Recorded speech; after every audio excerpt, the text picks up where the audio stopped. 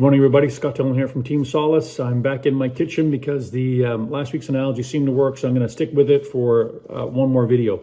So here's the thing. For years, I used to subscribe to a magazine, a fine cooking magazine specifically, because the magazine publishes their magazine. And then as a consumer, I choose to subscribe to it. I express an interest in the content that they are publishing. So, let's fast forward into the world of digital. I'm a guy, I like to play in the kitchen. So here I have some ingredients. I've got some sauce, I've got some pasta. So what if I wanted to only receive recipes that had a red sauce or a white sauce or pasta as one of the fundamental ingredients? How would I do that? Because there's lots of recipes that you could make with other ingredients, oil, beans, bean salad, stuff like that. So how would you go about doing that? So this is where this terminology that people sometimes shorten to pub sub comes into play. So as part of event-driven architecture, applications can publish the information that is deemed relevant, that might be useful in other places.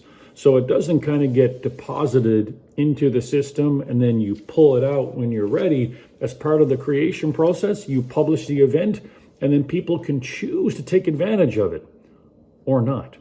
So in the case of, the recipes, maybe recipes are being published for chicken, fish, and beef. Maybe I only want the fish. So I could subscribe to just that set of recipes. And guess what? Maybe the week after, I could choose to just subscribe to chicken recipes.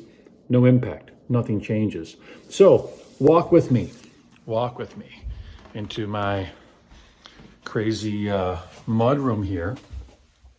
So just imagine you've got something like S4, ECC, Microsoft. I don't really care what it is, but you have an application where orders are being created of some type.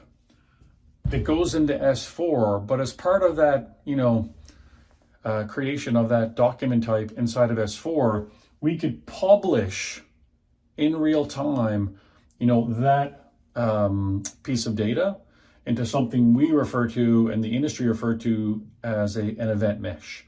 And I'm going to get to that later. So it doesn't matter what the details are, but just imagine that a message gets published that contains information about an order type, about a recipe. So that comes in here. So just imagine, all the different recipes are coming in: chicken, fish, pasta-based, keto-based, whatever. And then down here, you've got applications that choose to subscribe to it. So just imagine you have an e-commerce system where Scott Dillon logs in and I order some ingredients for my next recipe. Well, if you wanted to have an application here that is then, for the picking process, it subscribes to the recipes or the orders, just for that store. So all of a sudden the store is getting the orders just for that store that need to be picked. The other store is getting the orders just for that store. So instantly you have access to that information in real time. So system of record publishes the event under this mysterious thing called the event mesh. I'm gonna make all that clear for you later. And then you have applications down here that subscribe to it in real time. And guess what? This one could stop subscribing. Information keeps flowing. We could add a third and a fourth and a fifth. Nothing changes. Beautiful, flexible, loosely coupled. It's amazing. If you have any questions, you contact me, scott.dillon@solace.com.